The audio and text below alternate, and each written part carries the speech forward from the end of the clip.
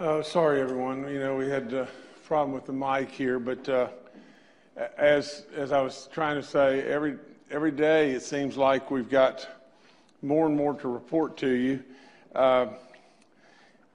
Today, I'm going to lead off by saying that I am now signing an executive order that suspends all elective medical procedures.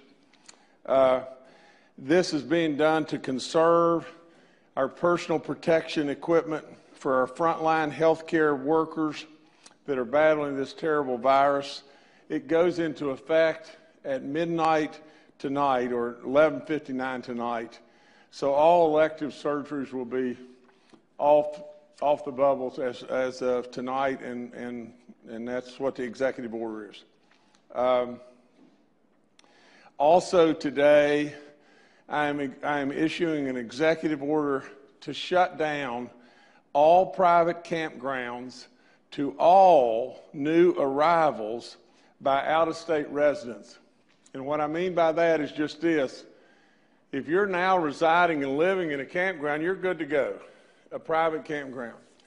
If you've been there in excess of over 2 weeks and you've quarantined yourself or whatever, if you've been there and everything, we're good to go there. No problem with either one. But if you're in a private campground that is a new arrival from an out-of-state destination or whatever, we're shut down to you. And we're doing it again in an effort to try to protect us as West Virginians from someone coming in from another state and basically contaminating or infecting thousands. That's all there is to it. We're really moving in the right way here.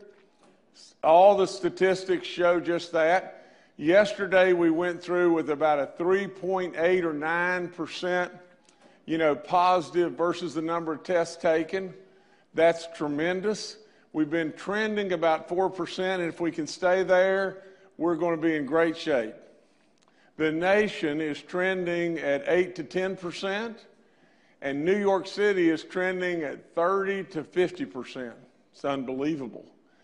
The thing we have all got to realize and go over in our minds over and over and over, this is a terrible inconvenience. I get it, but we've been really good at what we've been doing, and we've got to keep on doing just exactly that.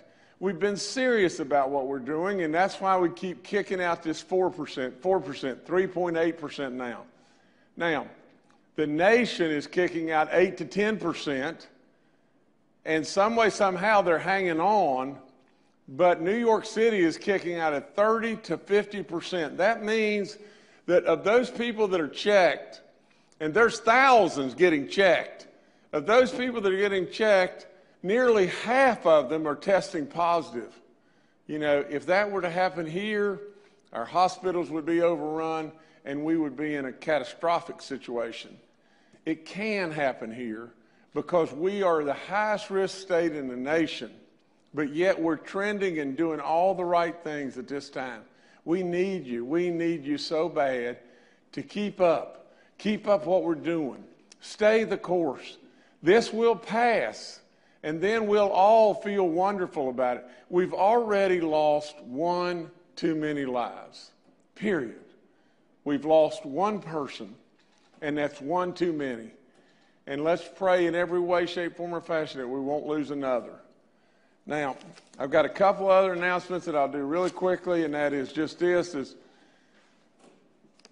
We've got another situation that is a critical, precious commodity to the state of West Virginia, and that's the Williamson Hospital. In Williamson is in a county that it is the only hospital, Mingo County, and we've got to absolutely, try to keep that hospital open. Now, there's private negotiations going on right now between two parties, but I want everyone to know that I stand ready at the state, and we're working that. I stand ready to try to help in any and every way we possibly can, because we've pulled it off with Fairmont to be able to give them some kind of level of life in our seventh largest city in our state, and we need to pull it off with the Williamson Hospital. We've got too many people that are employed. We got an area of our state that desperately needs that community hospital, and I would try to work in every way possible that I can work to see that we keep that hospital open. Last thing I'd tell you, and they're all important, it seems like this is a little bit insignificant, but it's not.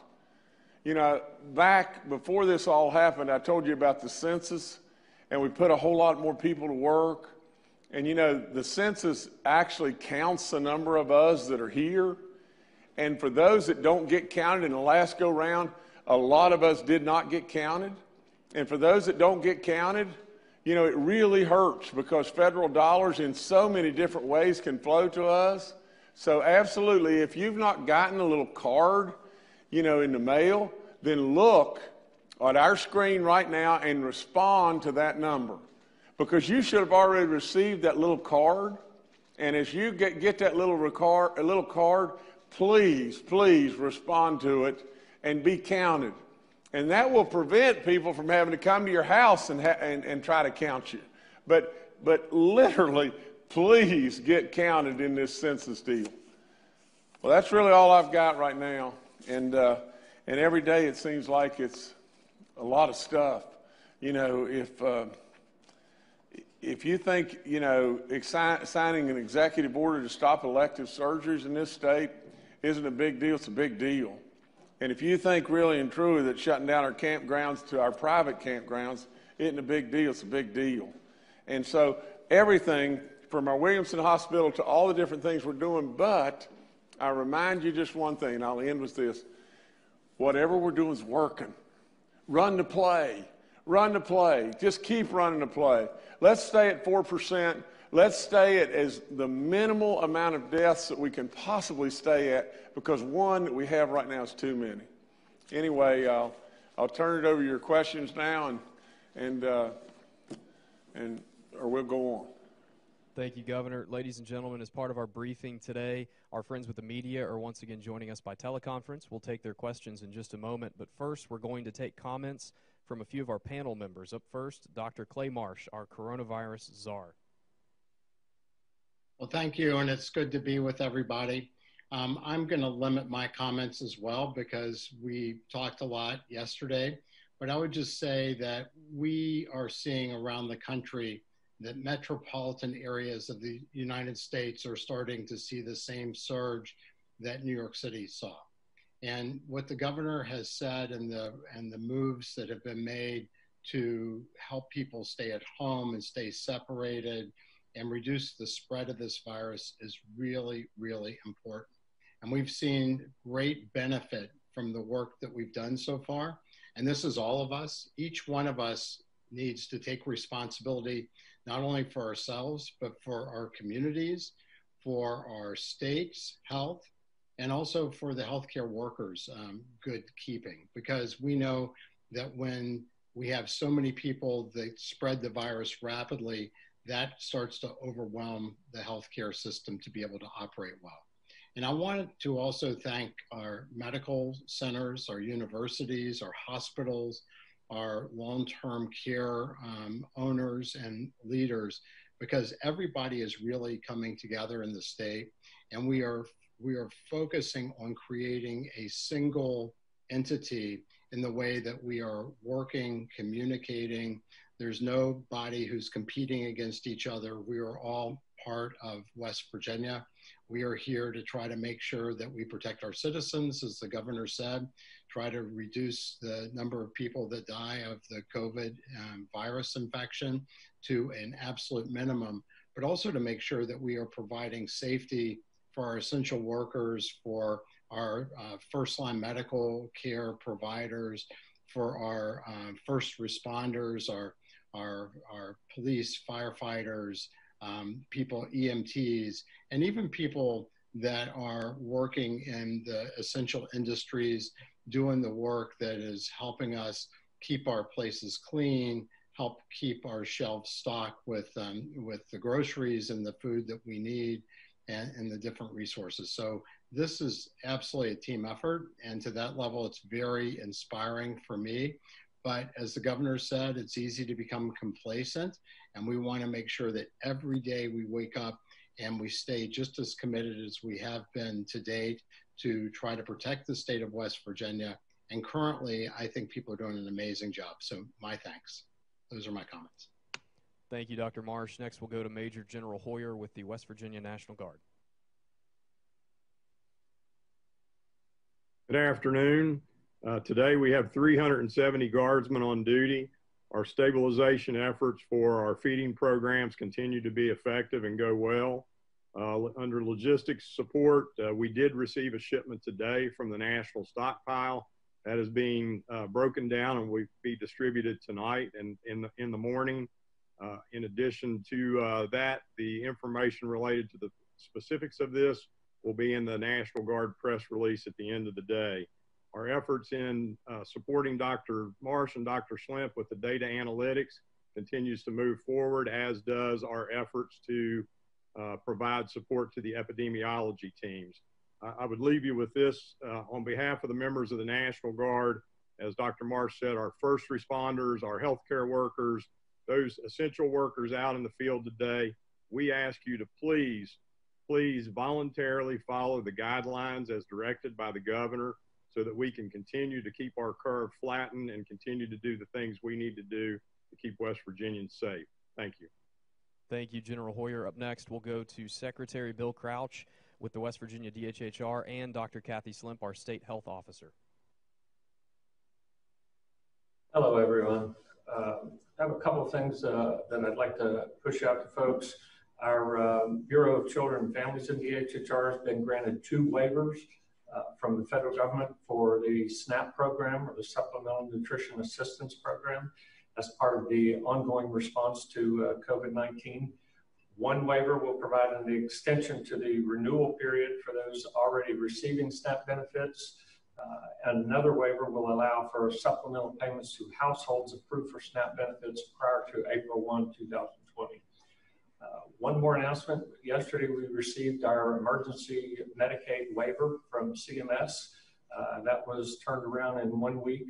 We received that Monday, had submitted that the prior Monday to CMS, so we thank them and the administration for that quick turnaround. Bureau of Medical Services has been approved to remove prior authorizations. Therefore, BMS is working with the MCOs in the state. We'll be removing prior authorizations April 1st. In addition, all pre-existing authorizations will be extended. CMS has also granted authority for provision of services in an alternative care setting.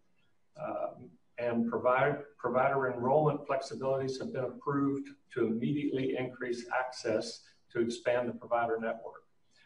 We're streamlining that process and waiving certain provider enrollment requirements. So I want to thank our healthcare workers. Please stay safe. Thank you. And I'll simply update that we certainly have teams regionally working with local health departments in collaboration and with the National Guard support for doing case and outbreak investigation at the community level. That is moving forward well. Lab-wise, we have got about 185 testing locations are identified across the state.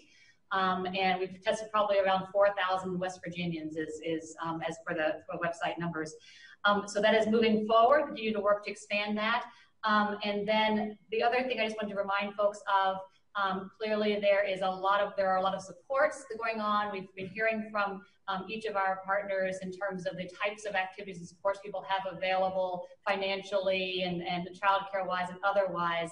I want to remind people that there's a new piece of the coronavirus wv.gov website on behavioral health, which has linkages to finding the behavioral health center in your area. If you would like to link into support services through them, they are all available and do not require insurance to attend or to visit there or to reach out.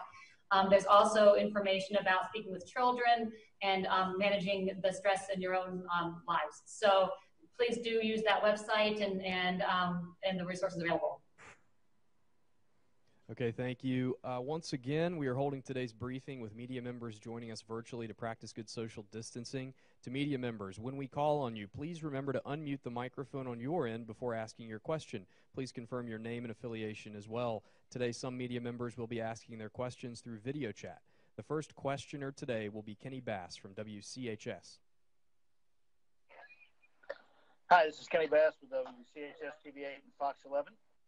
I have a question for Governor Justice.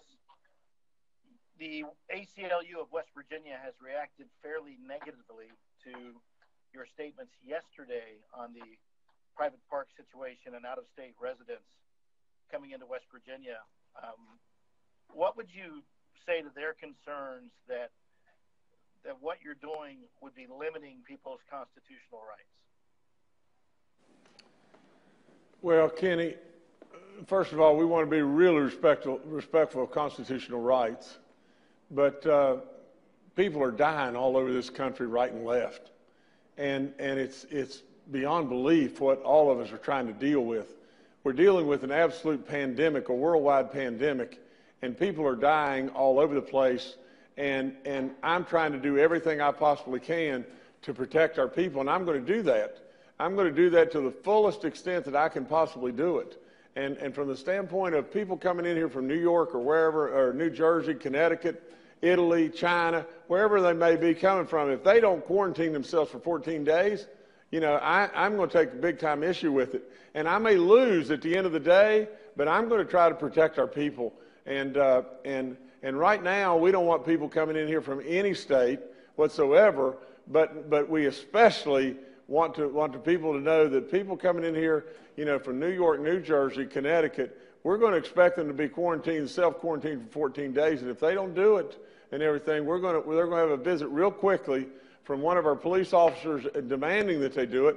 And then if they don't do it, basically they're going to be obstructing justice, and that's a really serious issue with them. And so we're just wanting the people from New York. We love them, and we love the people from New Jersey. We love the people from Connecticut. For crying out loud, you know, one of my best friends growing up in my whole life, Dr. Mike Lucchini and everything, Mike and I played golf. We did everything together. We played basketball, everything. Grew up together, went to high school together, and he's a surgeon in Connecticut and everything. But we can't have Mike here right now. That's all there is to it. And if Mike comes, he's going to have to quarantine himself, and that's just simply that. Okay. Governor, this is Clay. Can I make one comment briefly? Absolutely, Clay, please. So I would also say to that question, we're really trying to fulfill the direction and the guidance from the Centers for Disease Control. You know, there is currently an internal to the United States ban on travel and guidance to New York, New Jersey, and Connecticut. And there is clear guidelines that people that come out of those areas should self-quarantine for 14 days. So in my opinion as well, this is also following the guidance of the health leadership for the safety of our population. Okay, thank you. Kenny, up next we have David Beard with the Dominion Post. Hi, this is David Beard, Dominion Post. Mon County has some golf courses that are still open that draw golfers from Pennsylvania, and some of the course owners have asked us how they should respond to these travel orders as far as accepting the out-of-state golfers. Well, let me lead off by saying just this, and then maybe we can pass this to my general counsel or whatever. But I would discourage, you know, anyone coming in from out of state. You know, from the standpoint of keeping our golf courses open and our outdoor spaces open and everything, you know, that's an issue all to itself. You know, for the people that own the golf course or whatever, we'd encourage if the golf course is open, play golf. As far as people commuting to do essential services that are from out of state, we have people that live out of state across the borders and come every day, and we want them to continue to be able to come. We're just trying as hard as we possibly can to not have someone from an outside state bring an infection here. Maybe they don't even know it, and before you know it, they infect all kinds of people, and it's as simple as that. You know, so Brian, do you have any comment on that, or Clay, or anyone else? But But I really don't know how to answer it other than just this, to try to discourage in every way people coming from our state, from out of state. Clay might be able to better answer. Clay, do you want to weigh in on this? Sure. I'd be happy to make a quick comment. You know, I think the governor is wise from the perspective that the more connection that you have between people, particularly from endemic areas to less endemic areas, the more likely this virus spreads more quickly. And remember, really what we're trying to do here is we're trying to protect each citizen and asking them, importantly, to protect themselves. But what we're trying to do at the public health level is try to reduce the rate of spread of the virus, flatten the curve, reduce the surge so that we're protecting people in the state and protecting our healthcare workers. So trying to make sure, one, that we limit traffic as much as possible. But two, importantly, when people are together and if they are doing outdoor activities or if they're in stores or whatever, we very much want them to stay the social distance away from each other, 6 feet. And we also want to make sure that we are doing the right types of measures to protect ourselves in those kind of settings. So a lot of people have talked about there's crowds in stores, there's crowds, you know, outside and in parks, et cetera. And part of the executive order, as I understand it, and Brian can clarify, but it gives each citizen the responsibility to maintain that social distancing and to protect themselves and protect all of us. And if that doesn't work, then even making a call to some of the local authorities just related, not to arrest somebody, but to make sure that we are encouraging in a clear way that this is not only your responsibility for yourself, this is your responsibility for all of us. Let me jump back in. I'd like to add one other thing, and that's just this, is I want people to really understand. It's always easy to understand me. It takes a little while maybe for me to talk and everything, but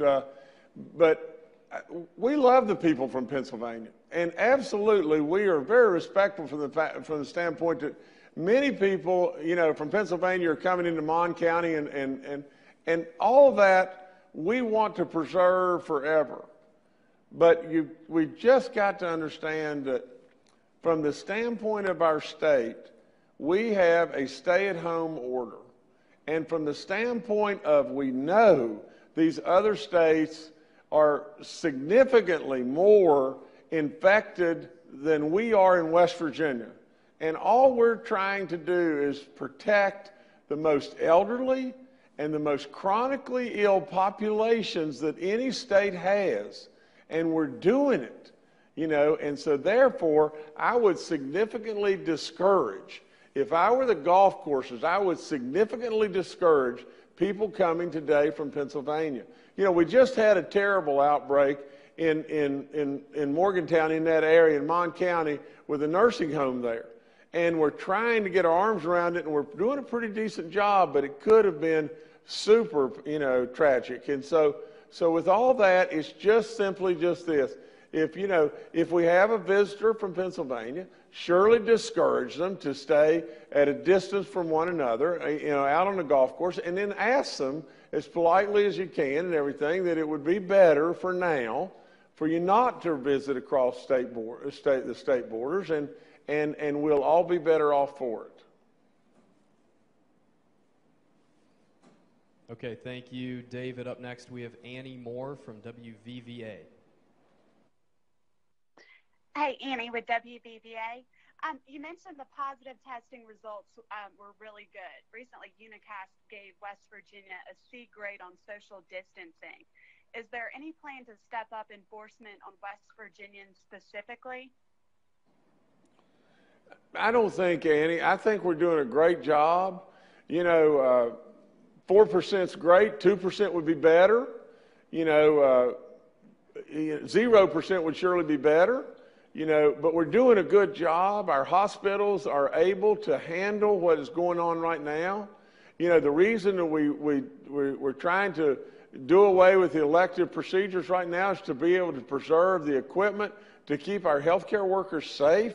You know, we're still short on that and everything, but West Virginians need to be really proud of themselves right now. They're doing a good job, and they've got to just stay the course and everything.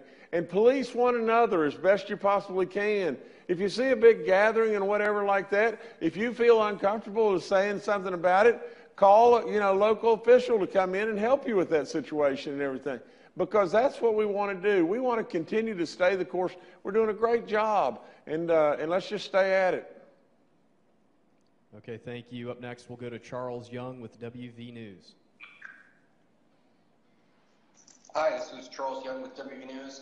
Governor, tomorrow's April 1st. People all around the state are worried about making rent. They've been told that, the federal stimulus checks are on their way, but it could still be several weeks.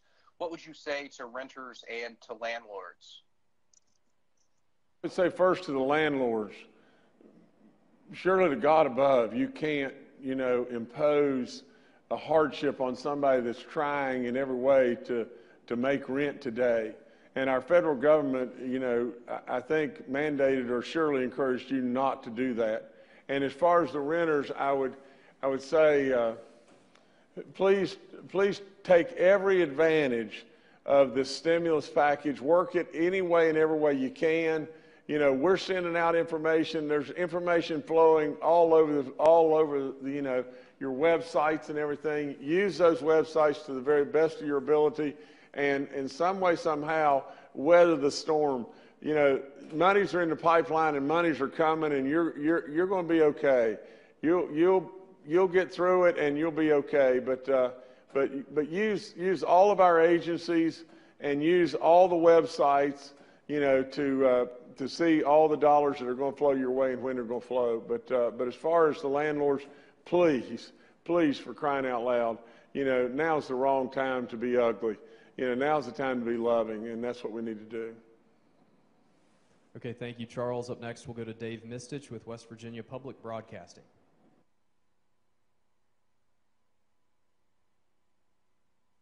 Dave, please unmute your mic. Sorry about that. I think we're good now, right? Yes, we got you. Okay, great. So my question is, we're talking about this 4% positive rate here, and 10% nationally, 30 to 50% in New York. My question is, at the rate that we've been testing, if we were to be testing more, is there concern that 4% could be jumping up higher and that we're right now missing a lot of positive cases that might be out there? I'll let Kathy or Bill answer that, or Clay. That's to the medical community. They know better than I. So this is Clay. Let me start, and then I'll turn it over to Kathy and Bill. So the reason why we're looking at the data, Dave, the way that we are, is because we're trying to control for the number of people tested. So different states obviously have different capacities to test. But we have very consistently in West Virginia been focused on trying to identify the people we think have either the highest risk of being infected with the COVID virus, or people that have key contacts when we look at epidemiological trace case studies and follow-up, where you have contact with people that are infected, or you've gone to indigenous areas that have higher rates of infection. And because we're expressing this as a percent, we are taking into account differences in the number of people tested. So we're doing it as a proportion of the total number of people tested. We, in many ways, I believe, are biasing our results toward actually having more people that are found positive than some other states. And the reason why is because as we expand our testing and we start to do more surveillance testing, we would expect that a higher percent of people that we're surveilling that have no symptoms, have no real risk factors for developing the COVID virus, that percent would have a lower positivity rate than the very high likelihood sort of focus people that we're testing today. So in many ways, we presume that the 4% actually is a higher number than the total percent of people infected in the state. But importantly, even if that's not a good assumption, what we're looking for is we're looking for the rate of change. Because again, we are interested in making sure that we protect each person and that they have the instructions to protect themselves.